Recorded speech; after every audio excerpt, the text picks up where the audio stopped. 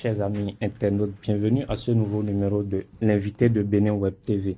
Aujourd'hui, nous recevons pour vous donc Lam Abalo, il est porte-parole de l'Union sociale libérale.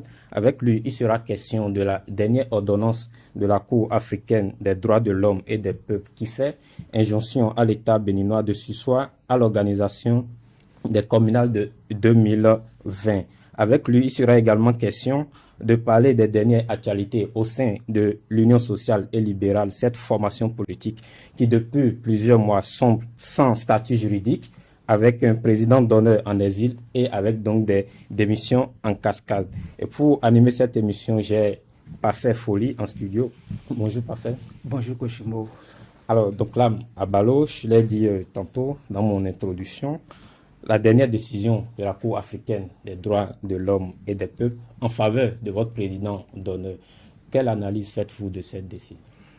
Merci beaucoup, monsieur le journaliste, pour cette opportunité que vous nous donnez de nous exprimer sur votre chaîne de télévision.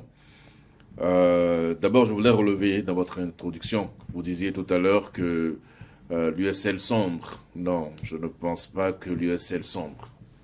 L'USL a fait peut-être l'option d'un silence politique, mais je constate que notre silence est assourdissant. Donc, nous ne sombrons pas, au contraire, nous sommes debout. Et la dernière ordonnance de la Cour africaine des droits de l'homme et des peuples est une preuve que notre silence est stratégique.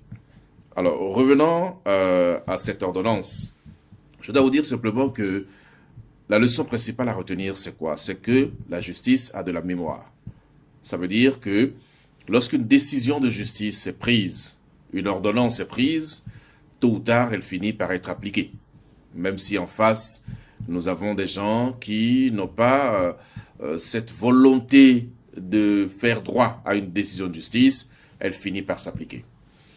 La deuxième leçon à retenir, c'est quoi? C'est qu'on ne serait pas arrivé à cette ordonnance de la Cour africaine des droits de l'homme et des peuples si l'ordonnance précédente avait été respectée.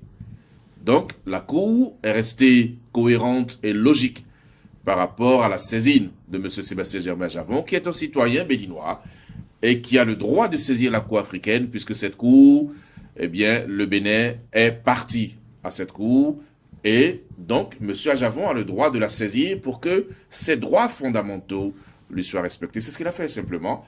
Il a pensé que l'organisation des prochaines élections communales et municipales lui créait un préjudice irremplaçable. Il a fait une requête. La Cour, avant d'aller dans le fond de cette requête, qui concerne d'autres sujets, notamment certaines lois votées par l'Assemblée que nous ne reconnaissons toujours pas. Donc la Cour, en attendant justement d'aller dans le fond du dossier, a pris une mesure provisoire, une mesure conservatoire, demandant à l'État béninois de surseoir à la procédure des élections du 17 mai prochain. Après, on attend la suite. Alors, vous l'avez dit, la Cour a demandé donc à l'État béninois de surseoir à l'organisation des élections, qui est quand même une exigence constitutionnelle. Alors finalement, quel est le but visé par le président Sébastien Adjavon quand il demande donc à la Cour d'ordonner à l'État béninois de surseoir à l'organisation d'une élection qui est quand même une affaire interne à un pays? Qu'est-ce que vous appelez exigence constitutionnelle? Ce que nous savons par rapport à la Constitution de 1990 et leur nouvelle Constitution révisée dans les circonstances que vous savez, ce qui est clair, c'est quoi? Les élections impératives sont les législatives et la présidentielle. Nous sommes au Bénin. Et sous le régime précédent, il y a une jurisprudence. Le régime précédent a prolongé le mandat des maires sur 2 ans. C'est-à-dire qu'on peut reporter les élections communales et municipales. Donc pour nous, les élections constitutionnelles, les élections à date constitutionnelle sont les législatives et la présidentielle. On ne peut pas repousser ça.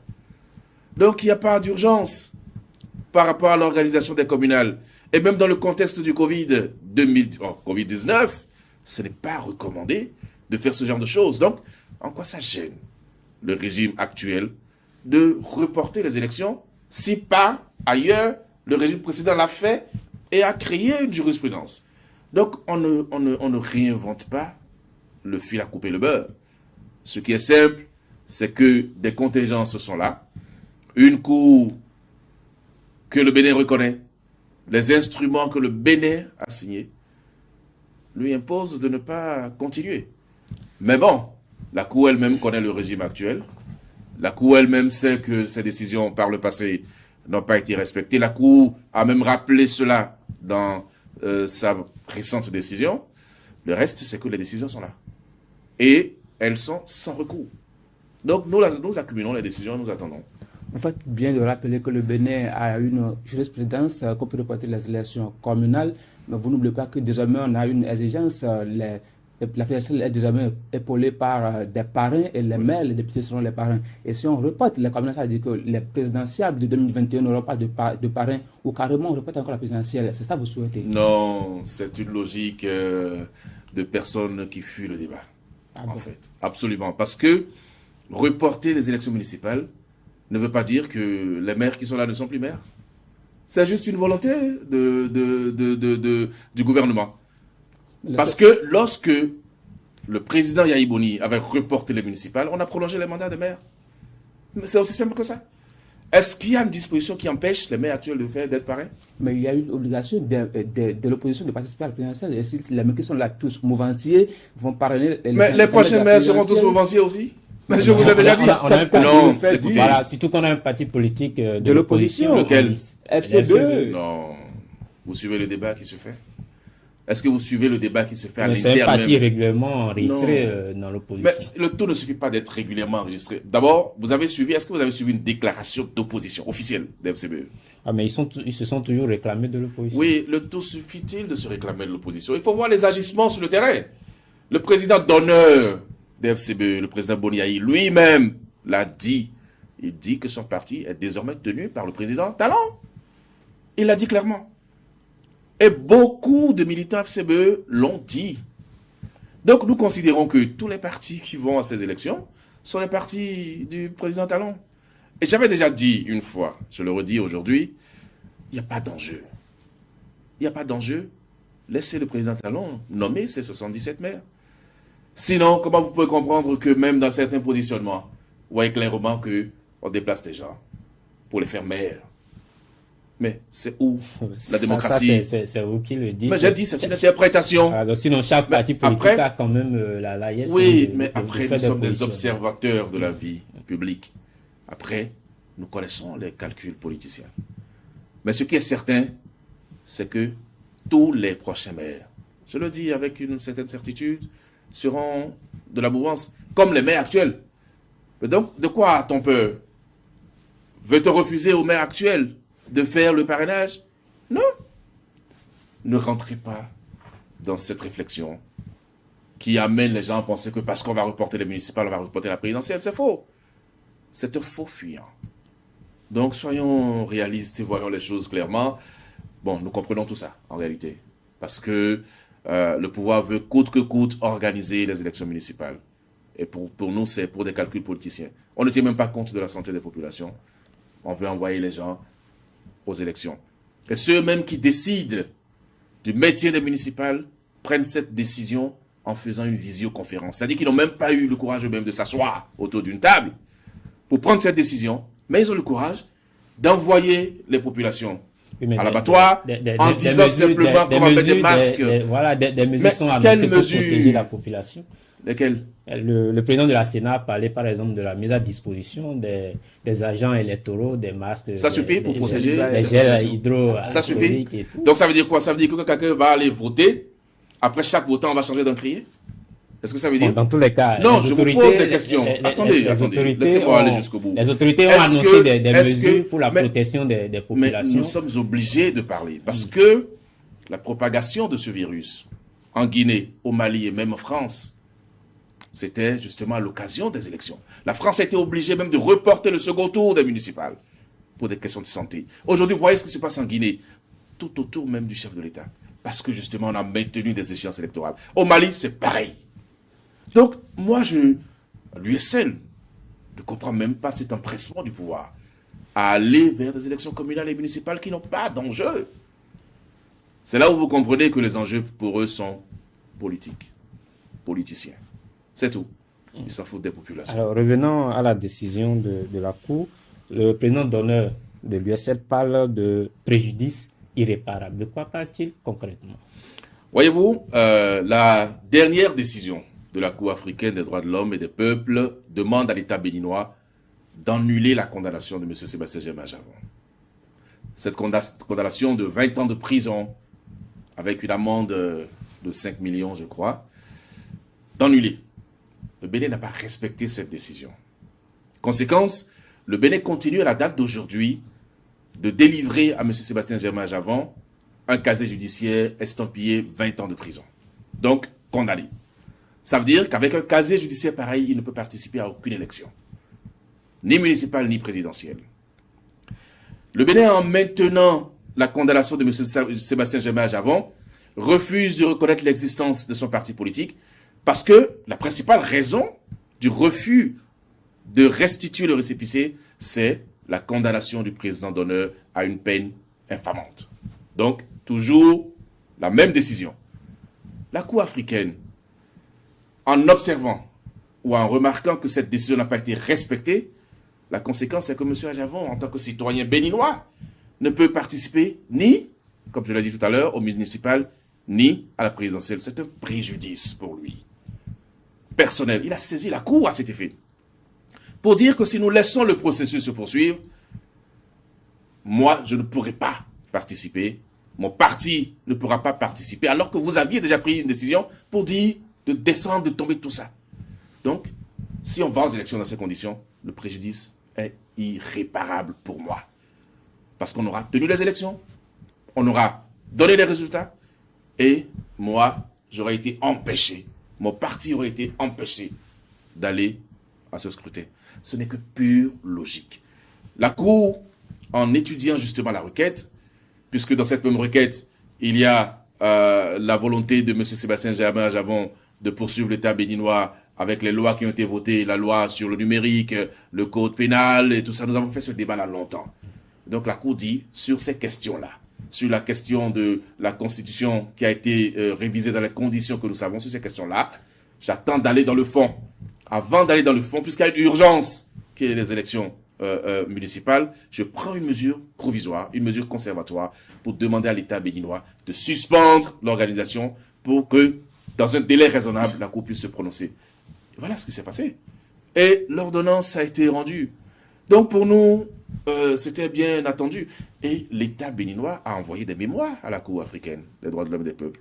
Donc ça veut dire que l'État s'est défendu et a perdu. C'est très logique. Si on avait respecté la précédente décision, on ne serait pas là aujourd'hui. Donc nous avons fait l'option du droit. Et je crois que c'est la meilleure option. Quelles sont aujourd'hui les chances de cette ordonnance-là d'aboutir? Non, ce n'est pas une question d'aboutir. L'ordonnance est là, oui ou non? Oui, elle est là, mais c'est une décision de justice. De ne pas sursoir. Non, nous ne serons pas surpris. La Cour elle-même ne sera pas surprise. Parce que notre pays, excusez du peu, démontre à foison qu'il est un État voyou. Ah bon? Mais là encore, je m'en réfère aux déclarations du président Talon lui-même. Un État qui ne respecte pas les décisions de justice est un État voyou. Ça, c'est un candidat qui le dit, je dis le président. Non, mais moi, je ne fais pas de différence. Ce n'est pas parce qu'on est candidat qu'il faut dire des choses qu'on ne pense pas. Les réalités ne sont certainement plus... Bon, mais nous, on est dans la réalité. Et on constate dans la réalité aujourd'hui que l'État... Nous, on n'est pas président. Hein. Donc, nous aussi, on a des ambitions. Nous pouvons le dire aujourd'hui, qu'un État qui ne respecte pas les décisions de justice est un État voyou. Nous y sommes en plein. Et donc, si le président de la République, si l'État béninois ne veut pas respecter cette décision, c'est un choix. Dans tous les cas, la décision, elle est là. Elle est sans recours. Et on fera droit à ça, le moment venu. Pour nous, c'est très très clair. Nous avons ouï dire que, ça c'est un reportage de RFI qui nous a fait comprendre ça, que cette décision redressait les cheveux sur la tête du pouvoir et que on envisagerait même la possibilité de se retirer de la Cour africaine. Soit, le Bénin est libre de le faire. Mais les procédures engagées devant cette Cour, pendant que nous y sommes membres, restent ces procédures. Elles seront exécutées. Pour nous, c'est aussi simple que ça. Donc, ne vous en faites pas pour nous. L'État n'est pas un individu, c'est une personne morale. On ne peut pas mettre l'État en prison, mais qu'en ayant des comportements comme ça, l'État est discrédité. Alors, je ne suis pas fier d'être dans un pays sans crédit. Le Bénin est un État souverain, donc même s'il fait partie de la convention qui crée la Cour africaine des droits de l'homme, l'État béninois est un État souverain et donc capable de prendre en compte les décisions qui l'arrangent, les décisions qui tiennent Non, compte justement, de sa juridiction. on ne prend pas en compte des décisions qui arrangent. Non, non. Le même État est allé devant la Cour lorsqu'il s'agit du cas Kobi Kouché. Et lorsque la Cour a donné raison à l'État béninois dans cette affaire, on a vu la communication qui a suivi. D'accord? Donc la Cour reconnaît la compétence. Ou l'État béninois reconnaît la compétence de la Cour. On ne suit pas, on ne respecte pas une décision de justice quand ça arrange. On respecte parce qu'on a accepté d'aller à des instruments internationaux dont les décisions nous engagent. Oui, nous sommes un État souverain, c'est vrai. La Cour ne remet pas en cause la souveraineté du Bénin. La Cour a pris une décision d'un requérant africain qui est allé vers elle et elle a décidé. En quoi la souveraineté du Bénin est entachée? Est-ce que la Cour est venue dire que le Bénin n'est plus démocratique ou qu'il faut sauter le président Talon? Non, pas du tout. Donc la Cour est restée dans ses droits et elle s'est déclarée compétente pour connaître de ce dossier. Donc laissez les questions de souveraineté de l'État. C'est pas à ce niveau-là que ça se manifeste. Voilà. Au cas où l'État déciderait de ne pas respecter la décision, qu'entendez-vous faire par la suite pour que les préjudices ne soient pas consommés par la suite? Les préjudices pour qui? De M. Adjavon, parce qu'il a dit que ça lui allait engendrer des préjudices dommageables, irréparables. Si au cas où l'État déciderait d'organiser les élections coûte que coûte, qu'entendez-vous faire pour que ces préjudices-là ne soient pas consommés finalement malgré la décision? Ne comptez pas sur moi pour venir vous dire ici sur un plateau de télévision ce qu'on va faire. Ne comptez pas sur moi pour ça. Ce qui est certain, comme je le dis, il y a la conférence des chefs d'État de l'Union africaine qui se réunit régulièrement. Il y a des possibilités, n'est-ce pas, de contraindre le Bénin à respecter les décisions. Mais comme je vous ai dit, on ne peut pas mettre l'État en prison. Parce que ça n'est pas une personne physique. Des mécanismes existent pour contraindre justement un État à respecter les décisions de la Cour. Il y a eu, je ne sais plus dans quel pays, mais il y a eu des précédents dans le domaine. Il y a eu des précédents. Et même si vous voyez ce qui s'est passé chez le président Yahya Jammeh à l'époque avec la CEDEAO, il y a eu des précédents. Donc, notre logique, il faut la comprendre. Nous avons décidé de faire recours à la justice chaque fois que nous sentons nos droits primés. La justice se prononce. Maintenant, ceux qui ne veulent pas respecter, ne respectent pas. Mais nous, on continue notre chemin. Et comme je vous ai dit, c'est une requête qui est en cours. Donc, la Cour va toujours faire son travail, même si le Bénin joue à l'enfant rebelle. C'est aussi simple que ça. Alors, deuxième sujet dans cette émission, nous allons parler de la vie de l'USL. Vous l'avez dit tout à l'heure, l'USL ne sont pas. Et le parti a fait l'option d'un silence. Alors, toujours est-il que sur le terrain, on ne vous voit plus. Le parti n'a pas participé aux dernières législatives. Il ne sera pas également aux prochaines communales et probablement encore absent à la présidentielle de 2021. Comment se porte l'USL aujourd'hui? L'USL se porte très bien. L'USL est un jeune parti. L'USL fait son petit bonhomme de chemin. Et je vais vous dire que l'USL également fait sa cure de jouvence. Je crois que nous sommes en plein processus de désintoxication. D'accord? C'est comme un organisme humain. Il y a des gens qui ne se retrouvent plus dans le processus avec nous. Ils sont libres de partir, ils sont partis. Ceux qui resteront et feront le parti. J'ai l'habitude de dire qu'un parti politique, ce n'est pas la quantité de ses militants. C'est plutôt la qualité de ses militants et de ses membres. Donc nous n'avons pas d'appréhension par rapport à ça. Je vais vous dire également que nous avons compris que la solution n'est pas dans les paroles. Et on l'avait dit lorsque nous étions dans la résistance. La solution, c'est dans les actes que nous posons. Et vous verrez qu'avec la décision de la Cour, on est dans les actes, on n'est pas dans les paroles. Nous avons en face des interlocuteurs qui se sont fermés les oreilles, le nez, la bouche, ils n'entendent rien, ils ne comprennent rien, ils n'écoutent personne. Vous voulez qu'on continue dans cette technique? Non, nous avons changé de forme de lutte. Nous disons que tant qu'il n'y a rien de mieux que le silence, il vaut mieux se taire et poser des actes. Donc c'est l'option de l'USL. Après, nous n'avons pas refusé d'aller aux élections législatives. Souvenez-vous que nous avons malgré tout quand même déposé les dossiers et payé la caution de 250 millions. Donc ça veut dire quoi? Ça veut dire qu'on avait la volonté d'aller. Mais après, les gens n'avaient pas la volonté de nous laisser aller. Donc, par des manœuvres que vous connaissez, nous avons été empêchés d'aller aux élections législatives. Et maintenant, pour les municipales, c'est le même problème. Le ministère de l'Intérieur, et ça c'est vraiment inédit, comme ministère, ça dit qu'un service administratif décide de l'existence des partis et de leur fonctionnement. Le ministère n'a pas voulu nous donner notre récépissé. Le ministère n'a pas voulu ou vous n'avez pas satisfait aux exigences. Quelles exigences? Lesquelles? Les exigences vous les aurez notifiées. De renvoyer M. Sébastien Germain Javon de la tête du parti, enfin de l'enlever comme président d'honneur. Ce n'est pas au ministère de nous faire cette exigence-là. Puisque l'exigence même est liée à leur condamnation qui est tombée. Donc nous, on est quand même logique dans cette affaire. M. Sébastien Javon peut décider lui-même de démissionner de la tête de l'USL. C'est son choix personnel. Il est libre. Mais nous ne considérons pas, au regard de nos textes, qu'il ait commis un problème, une faute au sein du parti pour qu'on décide, lui, de l'enlever. Parce que le ministère le demande. Non. Donc, nous savons que l'USL existe pour nous. Et nous continuons de travailler. Après, vous verrez qu'on aura raison. Alors, vous avez rappelé tout à l'heure, lors des législatives passées, vous n'avez pas participé, mais vous avez quand même mené toutes les démarches qu'il faut. Vous avez même payé la caution. Cette caution est devenue quoi? On vous l'a restituée? Je ne sais pas, je ne me suis pas informé. Donc, je ne sais pas après ce qui s'est passé. Mais vous payez une grosse somme et vous ne cherchez pas... Non, ce n'est pas forcément à mon niveau. J'ai eu la chance, la confiance du président de faire partie de l'équipe qui allait déposer au Trésor public la somme de 250 millions. Après, est-ce que le Trésor a remboursé? Je vais me renseigner. Mais j'aurais su si ça avait été remboursé. D'accord. Donc, comprenez. Alors, finalement, est-ce que aujourd'hui l'USL a mené de nouvelles démarches dans le sens quand même d'obtenir finalement son statut juridique? Nous n'avons pas de démarche à mener. Nous demandons au ministère de nous donner notre papier. C'est notre mérite, le récépissé nous appartient. Encore que, avant la nouvelle loi, la nouvelle charte des partis politiques, l'USL avait déjà un récépissé.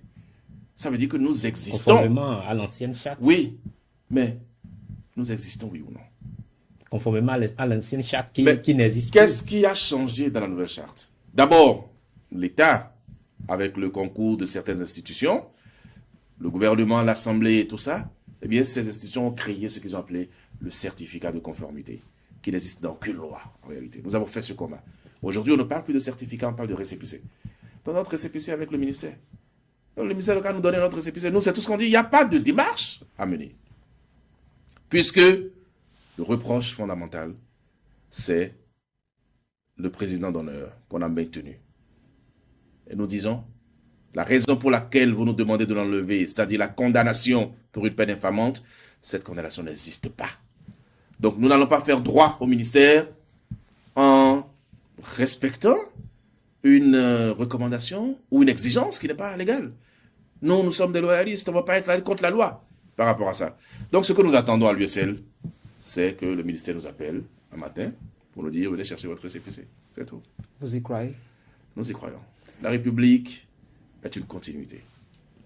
Nous y croyons. L'USL n'a pas participé aux législatives de 2019, elle ne participe pas non plus au communal de 2020, et logiquement ne participera pas à la présidentielle de 2021. Est-ce que vous ne tenez pas... Personne ne sait ce qui va se passer en 2021. Bon, est-ce que vous ne tenez pas vers le déclin avec votre parti? Un parti politique, ce n'est pas que les élections, mes chers amis.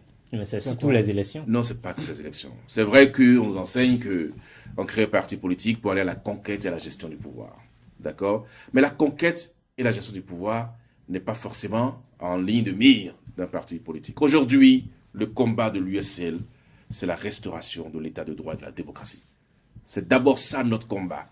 Ça n'est pas d'aller à des élections. Mais comment voulez-vous aller à des élections dans un système de dictature?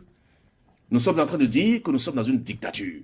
Ça, c'est vous qui le dites. Non, c'est nous qui le disons. Ouais, on n'est pas en il y a dictature, beaucoup d'éléments, mon cher ami, il y a beaucoup d'éléments qui permettent aujourd'hui de dire que nous ne sommes plus dans un état de droit.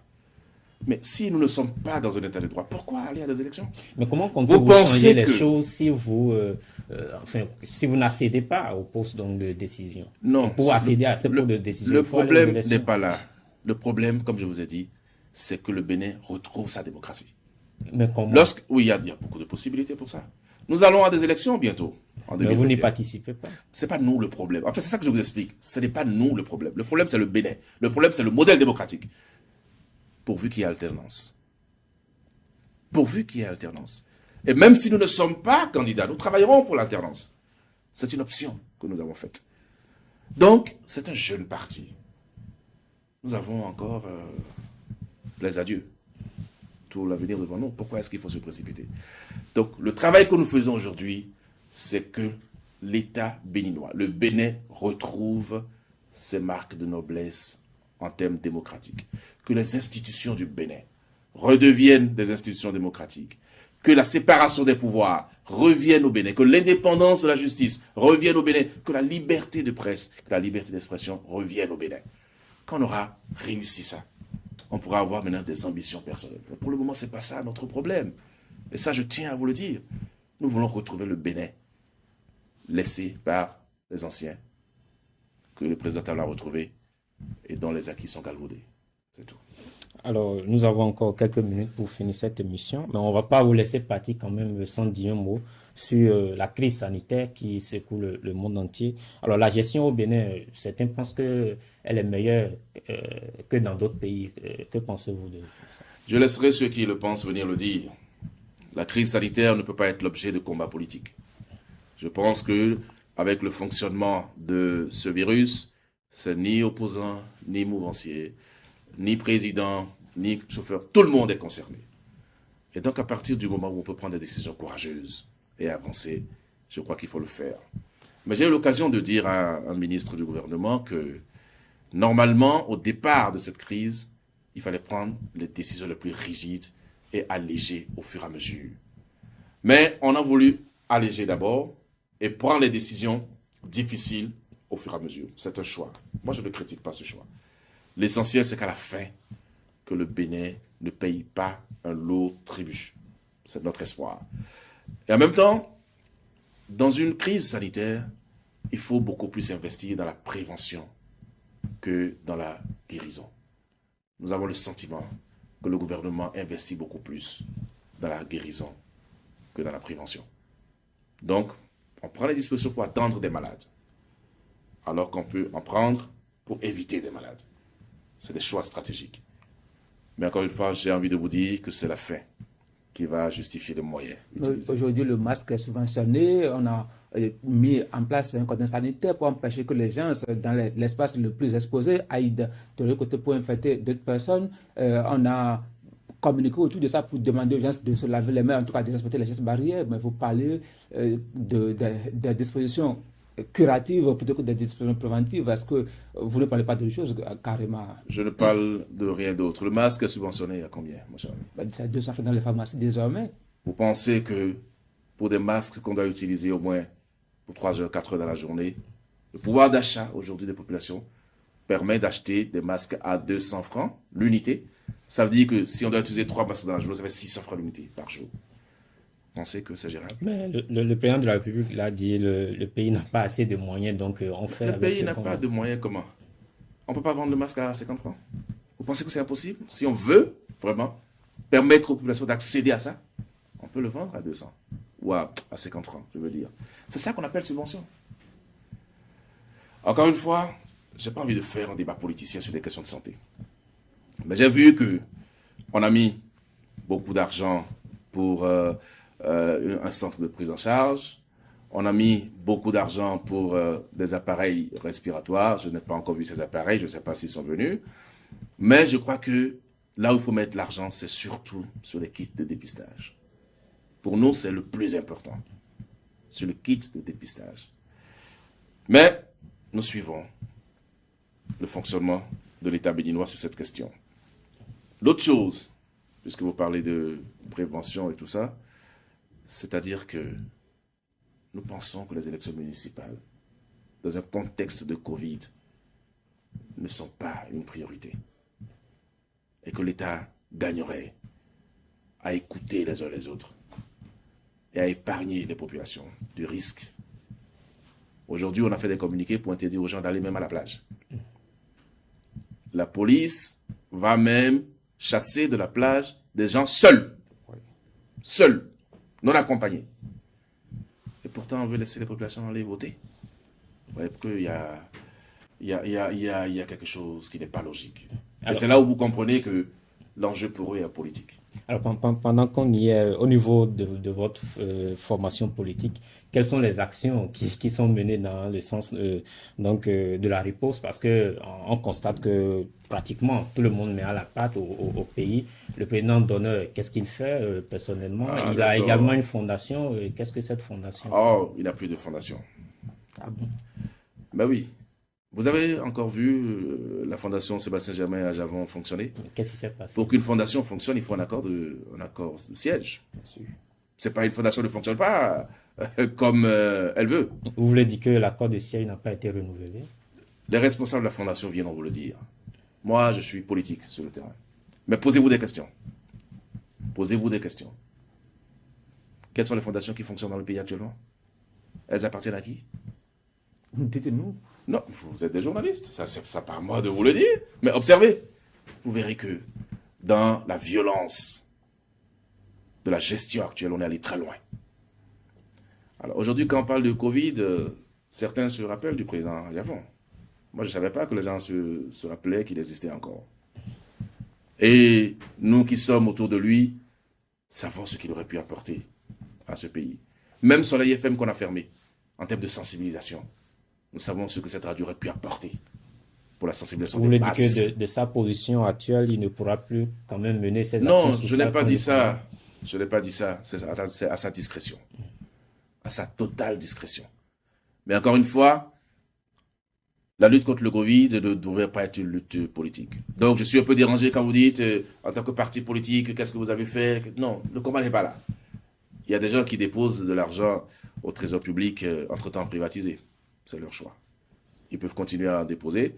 Mais nous appelons, nous autres, à la solidarité. Et nous pensons que la solidarité, c'est dans nos maisons, dans nos quartiers, dans notre communauté, en tout cas aux plus pauvres. C'est l'action sociale. Vous avez des militants, qu'est-ce que vous faites pour que vos militants soient protégés contre cette pandémie-là? Nos militants sont suffisamment sensibilisés sur ce qu'il y a à faire. C'est la sensibilisation.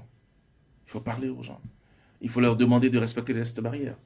S'il y en a qui sont dans le dénuement total, on peut les soutenir. Mais je vous dis une chose qui est fondamentale. Je peux me tromper. Mais dans l'approche communicationnelle que nous voyons, ça et là, et que nous voyons que des gens distribuent des masques et communiquent après et derrière, on n'est pas dans cette logique. Quelqu'un a dit une fois que lorsque la main gauche donne, la main droite ne doit pas savoir. Et pourtant, lorsque cette main gauche a donné le montant que vous savez, la main droite a fait la communication autour pour montrer qu'il y a une action qui est faite. Nous ne sommes pas dans le spectacle. Nous pensons que on doit subventionner les masques pour donner la possibilité aux populations d'avoir un large accès. Parce que ce n'est pas dans la distribution gratuite qu'on a la solution. L'essentiel n'est pas de distribuer, mais d'être sûr que ceux à qui vous donnez utilisent. C'est une approche de communication qu'il faut faire. Et j'avais travaillé un peu dans un service où j'avais même fait une proposition pour dire que ceux qui utilisent les préservatifs, par exemple, excusez-moi d'aller dans ce sens, ne sont pas ceux à qui on a donné. C'est ceux qui sont allés acheter, parce qu'ils ont pris conscience du danger qu'ils encourent, et c'est eux qui utilisent, ce n'est pas ceux à qui vous avez donné qui utilisent. Donc il faut faire des approches. La communication aujourd'hui excessive qu'on fait sur les distributions de masques, vous comprenez que c'est pour des enjeux politiques. On est dans une fièvre d'élection, un acteur politique va donner des masques, il communique autour, montre qu'il est. Au fond, c'est pas ça le problème. Et vous verrez même que dans la distribution des masques, il y a des gens à qui on distribue, qui ont les mains libres et qui tiennent les masques. Non pas au niveau des élastiques, mais quel problème on a réglé comme ça? Donc nous, comme je vous dis, nous regardons et nous aidons ceux qu'on peut aider, sans faire du bruit. Parce qu'effectivement, lorsque la main gauche donne, la main droite ne doit pas savoir. Donc là, à Balo, nous sommes à la fin de cette émission. Quel est votre dernier mot? Mon dernier mot, c'est un mot d'espoir. Nous avons espoir pour le pays. C'est vrai, nous traversons des moments difficiles. Beaucoup de jeunes sont au chômage. Beaucoup de gens sont souffrants. Mais nous avons à garder l'espoir, parce que c'est la seule chose que nous pouvons garder. C'est que tant qu'on a perdu l'espoir, on a tout perdu. Nous espérons pour un Bénin nouveau. Nous espérons que le Bénin sera débarrassé de tout ce que nous voyons là. Et nous considérons la gouvernance actuelle comme une virgule, comme une parenthèse qui va se refermer, plaise à Dieu, dans quelques mois. Alors, Parce que nous croyons fondamentalement à l'alternance. Chers amis internautes, nous sommes à la fin de cette émission. Nous avons reçu pour vous donc Lam Abalo. Il est porte-parole du parti l'Union sociale libérale. Il nous a parlé de cette ordonnance qui fait injonction à l'État béninois de surseoir à l'organisation des communales de 2020 suite à une requête déposée par le président d'honneur du parti, Sébastien Adjavon. Il nous a également donné les nouvelles de ce parti. Selon lui, le parti USL ne sombre pas, mais il a juste fait option d'une nouvelle stratégie de lutte. Merci d'avoir été là et à la prochaine.